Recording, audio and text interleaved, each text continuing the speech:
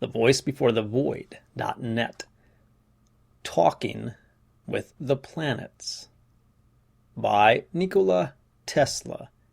Read by The Voice Before the Void. Collier's Weekly Editor's Note. Mr. Nikola Tesla has accomplished some marvelous results in electrical discoveries. Now, with the dawn of the new century, he announces an achievement which will amaze the entire universe, and which eclipses the wildest dream of the most visionary scientist. He has received communication, he asserts, from out the great void of space. A call from the inhabitants of Mars or Venus or some other sister planet. And furthermore, noted scientists like Sir Norman Lockyer are disposed to agree with Mr. Tesla in his startling deductions. Mr. Tesla has not only discovered many important principles, but most of his inventions are in practical use, notably in the harnessing of the titanic forces of Niagara Falls, and the discovery of a new light by means of a vacuum tube. He has, he declares, solved the problem of telegraphing without wires or artificial conductors of any sort, using the earth as his medium. By means of this principle, he expects to be able to send messages under the ocean and to any distance on the Earth's surface. Interplanetary communication has interested him for years, and he sees no reason why we should not soon be within talking distance of Mars, or of all worlds in the solar system that may be tenanted by intelligent beings. At the request of Collier's Weekly, Mr. Tesla presents herewith a frank statement of what he expects to accomplish and how he hopes to establish communication with the planets. The idea of communicating with the inhabitants of other worlds is an old one, but for ages it has been regarded merely as a poet's dream, forever unrealizable. And yet, with the invention and perfection of the telescope and the ever-widening knowledge of the heavens, its hold upon our imagination has been increased, and the scientific achievements during the latter part of the 19th century, together with the development of the tendency toward the nature ideal of Goethe, have intensified it to such a degree that it seems as if it were destined to become the dominating idea of the century that has just begun. The desire to know something of our neighbors in the immense depths of space does not spring from idle curiosity, nor from thirst for knowledge, but from a deeper cause, and it is a feeling firmly rooted in the heart of every human being capable of thinking at all. Whence, then, does it come? Who knows? Who can assign limits to the subtlety of nature's influences? Perhaps, if we could clearly perceive all the intricate mechanism of the glorious spectacle that is continually unfolding before us, and could also trace this desire to its distant origin, we might find it in the sorrowful vibrations of the earth, which began when it parted from its celestial parent. But in this age of reason, it is not astonishing to find persons who scoff at the very thought of effecting communication with a planet. First of all, the argument is made that there is only a small probability of other planets being inhabited at all. This argument has never appealed to me.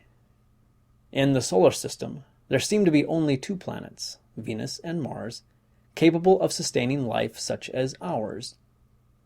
But this does not mean that there might not be on all of them some other forms of life. Chemical processes may be maintained without the aid of oxygen, and it is still a question whether chemical processes are absolutely necessary to the sustenance of organized beings. My idea is that the development of life must lead to forms of existence that will be possible without nourishment, and which will not be shackled by consequent limitations. Why should a living being not be able to obtain all the energy it needs for the performance of its life functions from the environment, instead of through consumption of food, and transforming by a complicated process the energy of chemical combinations into life-sustaining energy? If there were such beings on one of the planets, we should know next to nothing about them. Nor is it necessary to go so far in our assumptions, for we can readily conceive that, in the same degree as the atmosphere diminishes in density, moisture disappears and the planet freezes up, organic life might also undergo corresponding modifications, leading finally to forms which, according to our present ideas of life, are impossible. I will readily admit, of course, that if there should be a sudden catastrophe of any kind, all life processes might be arrested. But if the change, no matter how great, should be gradual and occupied ages, so that the ultimate results could be intelligently foreseen, I cannot but think that reasoning beings would still find means of existence. They would adapt themselves to their constantly changing environment. So I think it quite possible that in a frozen planet, such as our moon is supposed to be, intelligent beings may still dwell in its interior, if not on its surface. Signaling at 100 million miles. Then it is contended that it is beyond human power and ingenuity to convey signals to the almost inconceivable distances of 50 million or 100 million miles. This might have been a valid argument formerly. It is not so now. Most of those who are enthusiastic upon the subject of interplanetary communication have reposed their faith in the light ray as the best possible medium of such communication. True, waves of light, owing to their immense rapidity of succession, can penetrate space more readily than waves less rapid. But a simple consideration will show that by their means an exchange of signals between this Earth and its companions in the solar system is, at least now, impossible.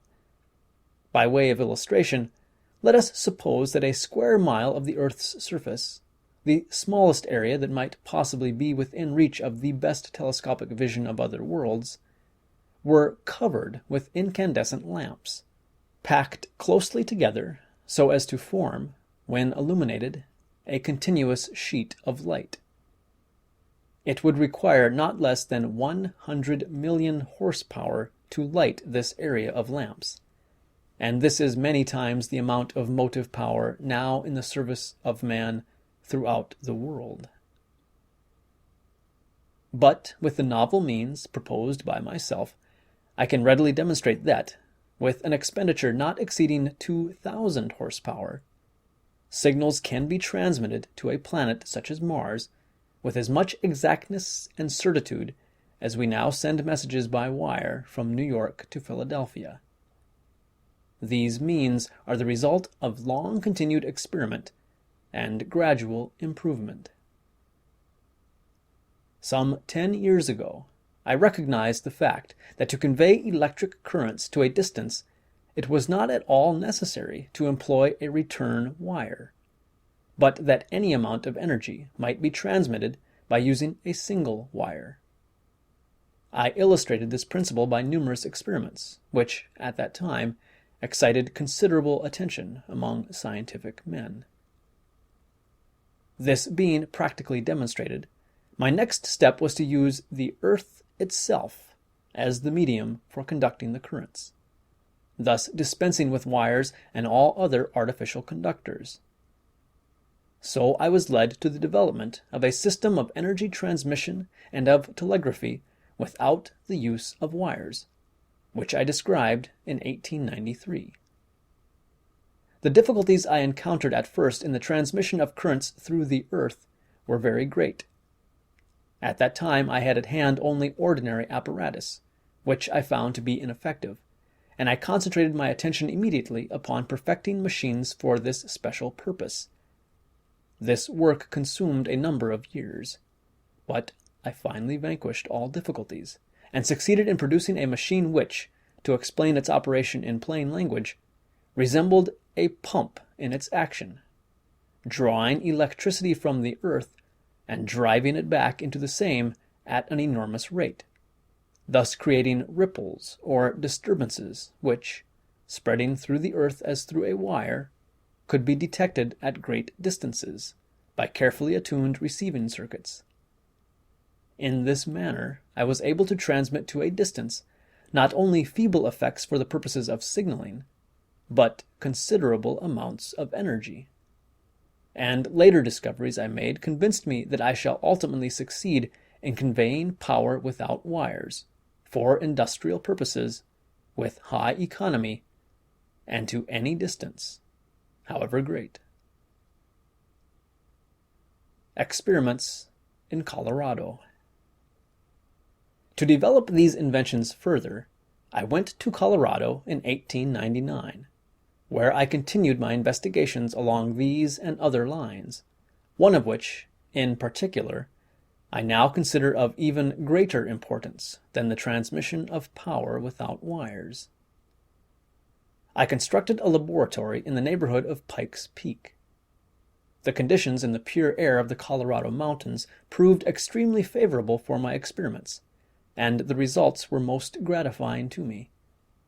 I found that I could not only accomplish more work, physically and mentally, than I could in New York, but that electrical effects and changes were more readily and distinctly perceived. A few years ago it was virtually impossible to produce electrical sparks 20 or 30 feet long, but I produced some more than 100 feet in length, and this without difficulty. The rates of electrical movement involved in strong induction apparatus had measured but a few hundred horsepower, and I produced electrical movements of rates of 110,000 horsepower. Prior to this, only insignificant electrical pressures were obtained, while I have reached 50 million volts.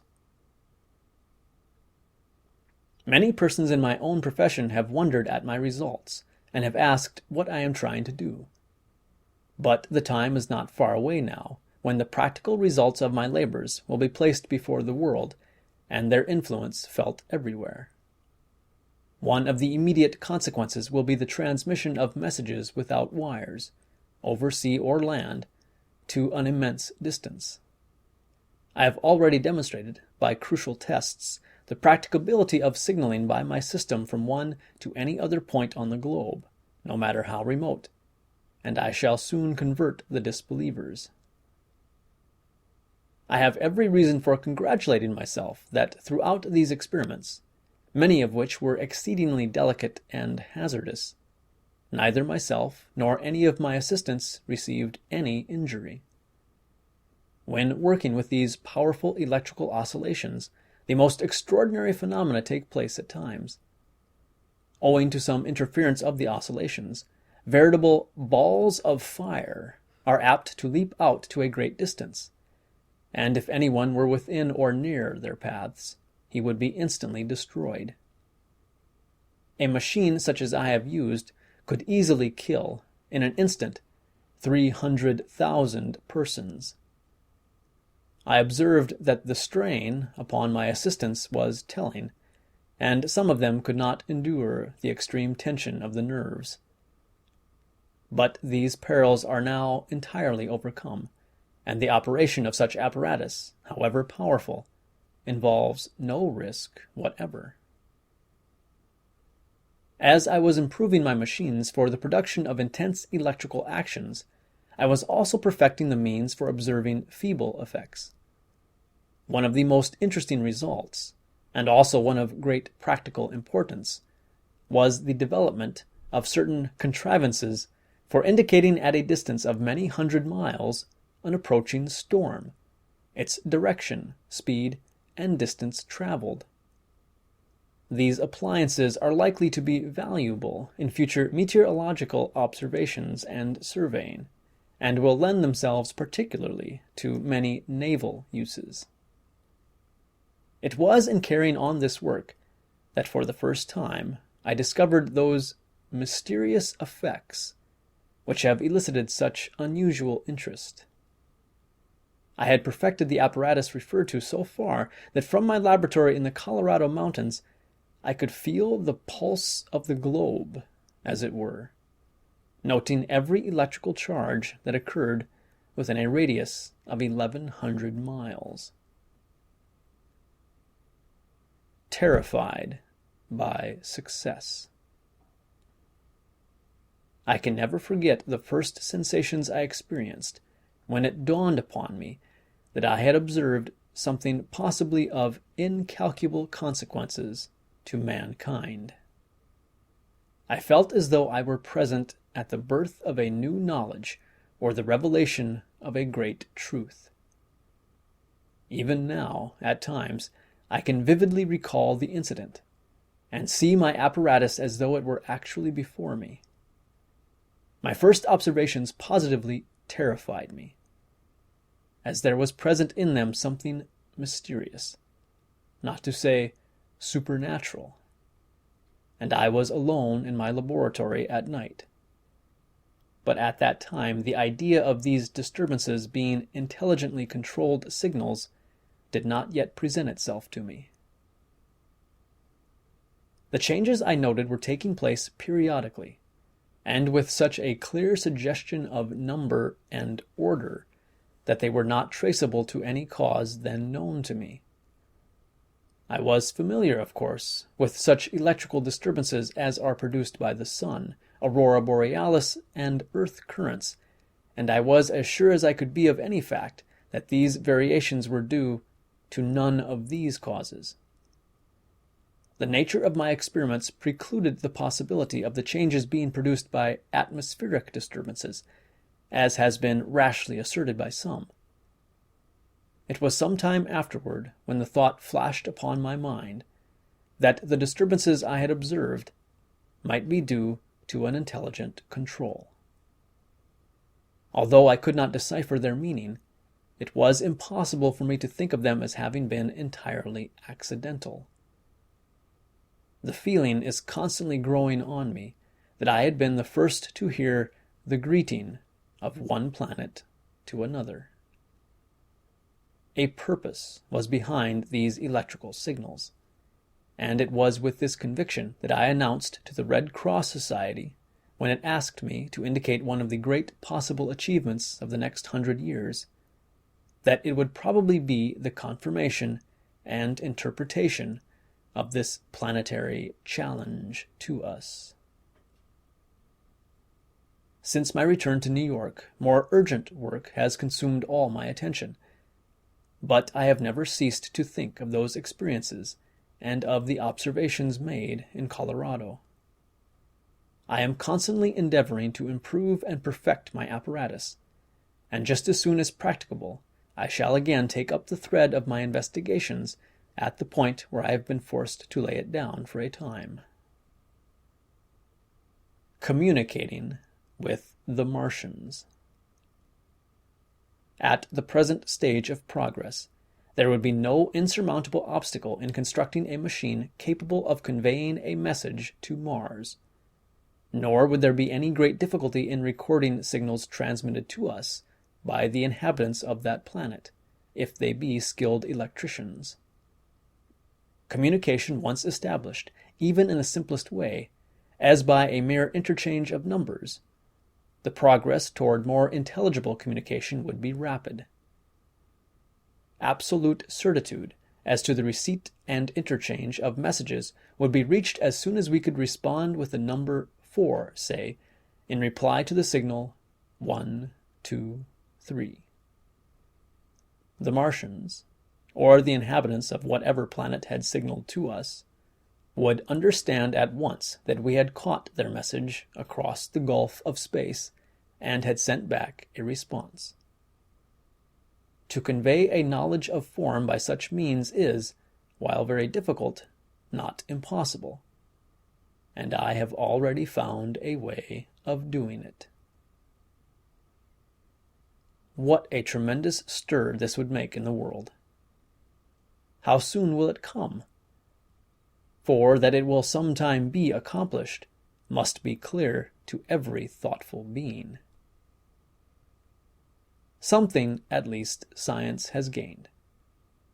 But I hope that it will also be demonstrated soon that in my experiments in the West, I was not merely beholding a vision, but had caught sight of a great and profound truth.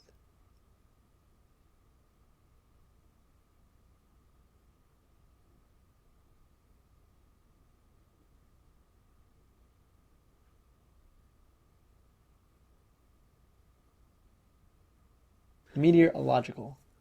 Meteorological. Meteorological. Meteorological. Yeah, meteorological. Meteorological. Meteorological. Meteorological. Meteorological. Meteorological. Meteorological. Yeah. These appliances are likely to be valuable in future